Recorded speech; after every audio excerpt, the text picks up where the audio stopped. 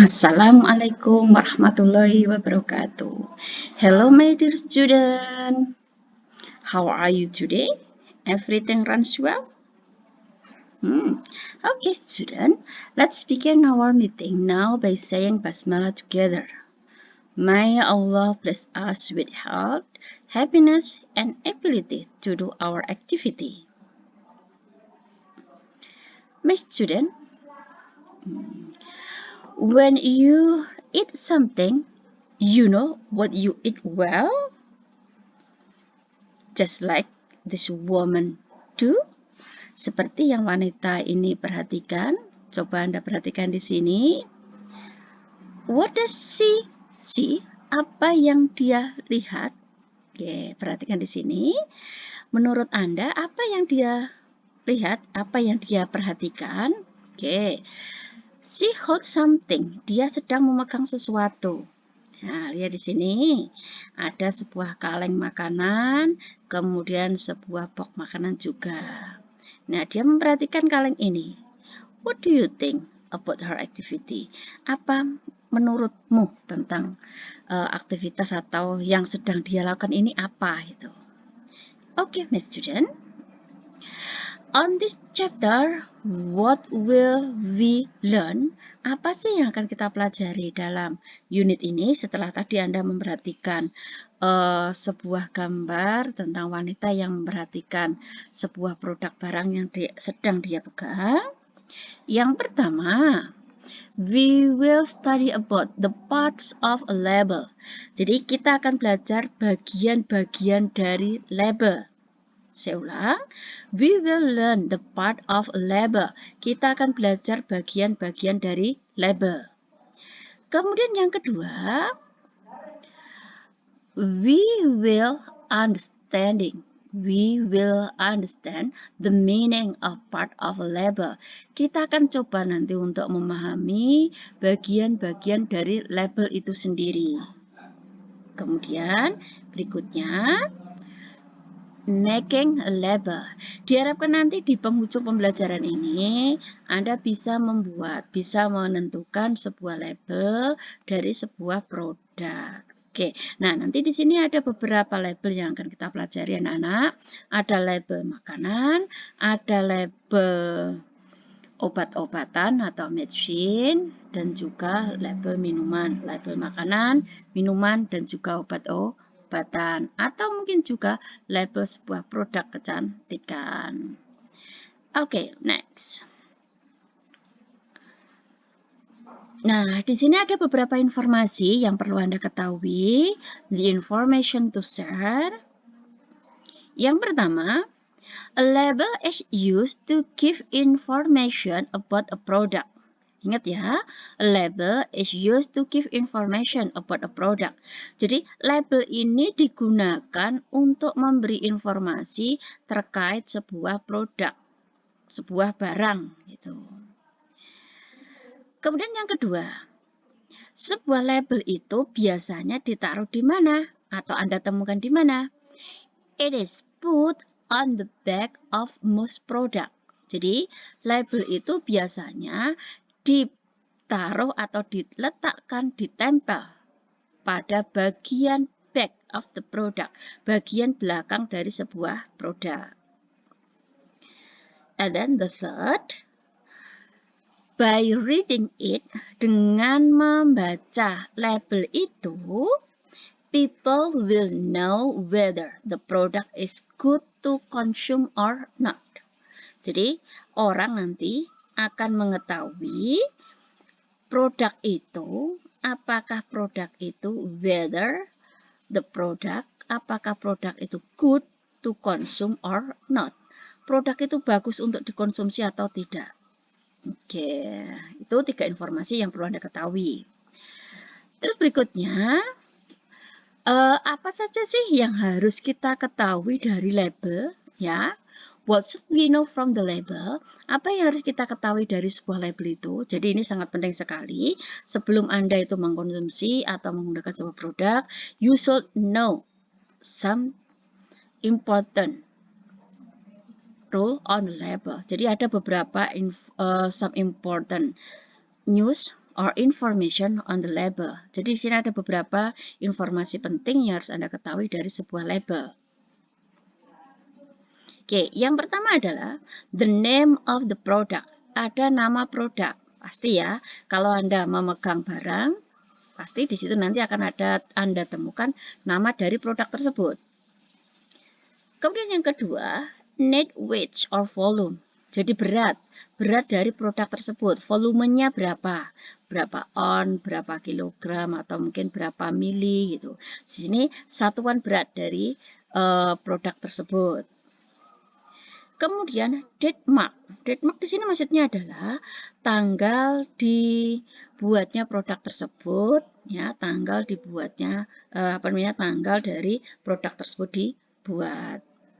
Nah, ini penting sekali karena nanti pasti di situ di dalamnya juga akan Anda temukan the expired date. Jadi tanggal kadaluarsanya. Tanggal di mana produk tersebut sudah tidak bagus untuk kita konsumsi atau kita gunakan lagi. Kemudian ada ingredient list including additive. Jadi bahan-bahan, kandungan-kandungan yang ada dalam sebuah produk tersebut. Termasuk di situ biasanya juga akan mencantumkan bahan-bahan yang additive atau bahan-bahan tambahan yang ada di dalamnya. Zat tambahan. Oke, berikutnya Nutrition Information Panel. Jadi ada informasi nutrisi yang ada di dalamnya. Nutrisi yang terkandung di dalam sebuah produk tersebut, kalau itu produk makanan. Kemudian allergy warning. Jadi allergy warning, peringatan alergi. Jadi kalau Anda menggunakan sebuah produk, biasanya di situ akan dicantumkan juga peringatan bahwasanya bila mengkonsumsi terlalu banyak mungkin akan ada alergi-alergi tertentu bagi tubuh Anda. Oke, berikutnya name or address of manufacturer.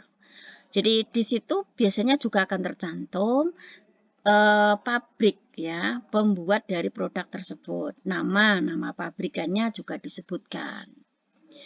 Kemudian the country of origin, negara asal dari produk itu. Biasanya ini hanya ditemukan untuk produk-produk yang berasal dari Australia. And then storage instruction, ya, jadi penyimpanan. Nah, storage instruction, bagaimana cara penyimpanan produk tersebut. Kemudian lot or batch number. Jadi lot or batch number ini apa? Ini nomor seri, nomor yang biasanya Anda temukan, rangkaian nomor yang ada di belakang produk tersebut. Barcode gitu. Oke. Nah, itu tadi anak-anak ya. Jadi bila kita itu akan mengkonsumsi sebuah barang atau menggunakan barang, perhatikan labelnya. Nah, apa saja yang ada di dalamnya? Ini tadi kurang lebih ada 10. Ada nama, kemudian beratnya, tanggal kadaluarsa dan tanggal pembuatan, bahan-bahannya, nutrisinya, kemudian peringatannya, nama pabriknya, negara asal, bila terkadang ada atau mungkin di sini tidak ditampilkan juga, kemudian cara penyimpanannya, kemudian nomor serinya.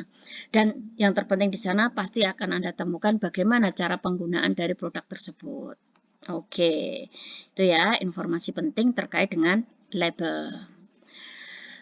Kemudian part of a food label, bagian-bagian dari label makanan. Oke, nih ada sebuah contoh, bagian-bagian dari sebuah label makanan. Ini sering kita jumpai ya, kalau kita mengkonsumsi makanan tertentu, maka di bagian belakang akan ada label seperti ini. Nah, ini penting sekali untuk Anda pelajari sebelum Anda mengkonsumsinya, sebelum Anda memakannya. Karena bila tidak, kalau kita mengabaikan ini, berarti nanti mungkin kita akan di masa yang akan datang mungkin zat-zat tertentu mungkin akan menumpuk di dalam tubuh kita. Oke, perhatikan di sini. Sample label for macaroni and cheese. Nah, nama produknya di sini ya. Macaroni and cheese. Macaroni. Nah, secara ini sudah Anda kenal dengan baik macaroni. Nah, kemudian cheese, keju dan macaroni. Dilihat dari nutrition fact-nya. Oke, anak-anak, Anda perhatikan di sini. Nutrition fact-nya. Kandungan gizinya ya, serving size-nya. 1 cup itu beratnya 228 gram. Kemudian serving per kontainernya harusnya 2 kali. Mol per serving. Jadi sekali sajian kalorinya itu 250. Kalori yang berasal dari lemak 110 gram di sini. Nah, di samping itu di sini juga ada informasi tentang apa? Tentang total fatnya, total lemaknya. Ada lemak jenuh, ada lemak tak jenuh. Oke, ya.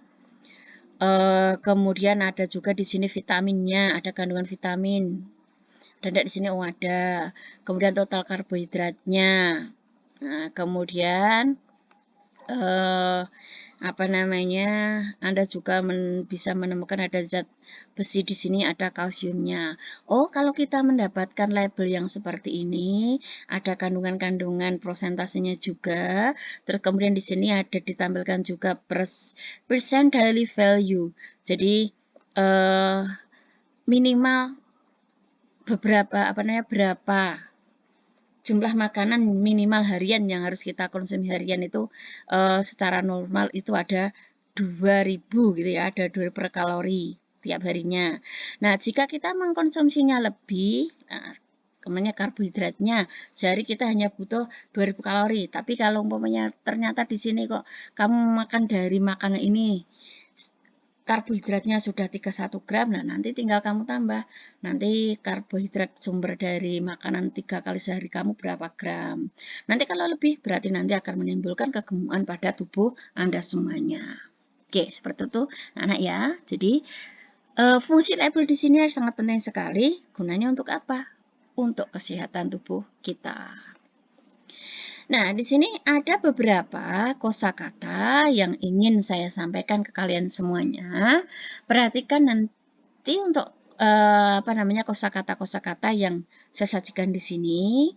Kosakatanya sudah sekalian saya kasih maknanya. Jadi nanti tolong Anda baca berulang-ulang, kemudian coba untuk memorize, coba untuk Anda hafalkan, ya. Oke. Membacanya aja. Di sini saya baca satu persatu untuk vocabulary related to label, serving size, nutrition fact, daily value, calories, sodium, trans fat, saturated fat, fiber, artificial, dextrose, maltodextrin, whey, iron. Oke. Kemudian berikutnya, next. Oke. Drugstore, dispensary, prescription, expired, used before, drug, medicine, ingredients, veterinary, puppies, kitten, keep out, shake well, relief of itching, external use, pain, manufacture, produce, flammable.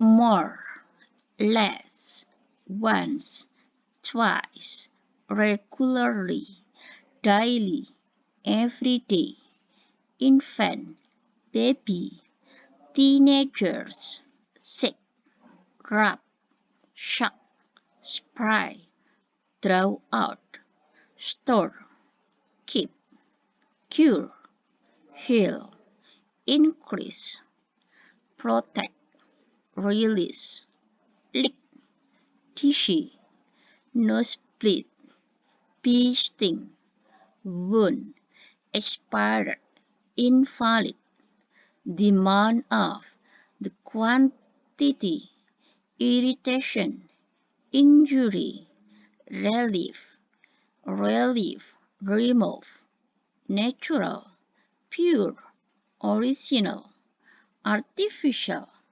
unnatural, fake.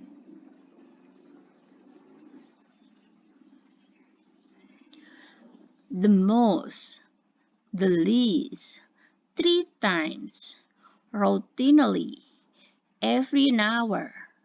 Kids, children, adopt, remove, throw in, absorb, lead, cap, avoid, keep away, prevent, anticipate, reduce, decrease, shut, close, swallow, inhale, vomit, dengue fever, burn, pain, valid, the usage of the subject, composition, instruction for use.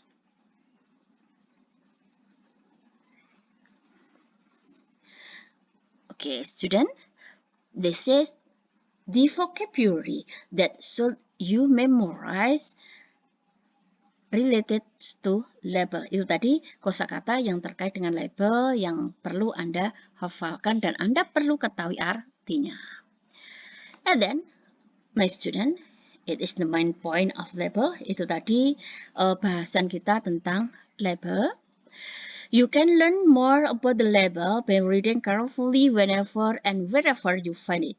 Jadi, kamu bisa belajar lebih banyak lagi tentang label dengan membaca dengan cermat dimanapun dan kapanpun kamu menjumpai label.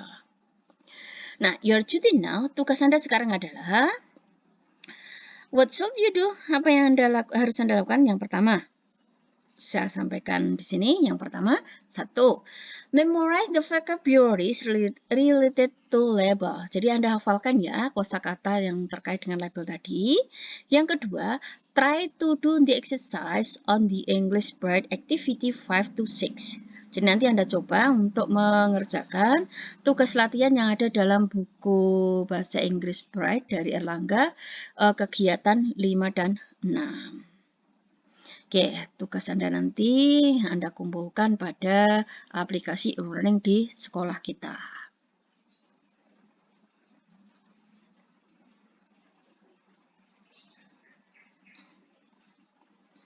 Well, my student, I think that's all for now. Let's close our meeting by saying Hamdalah together. Thank you for your attention. Assalamualaikum warahmatullahi wabarakatuh.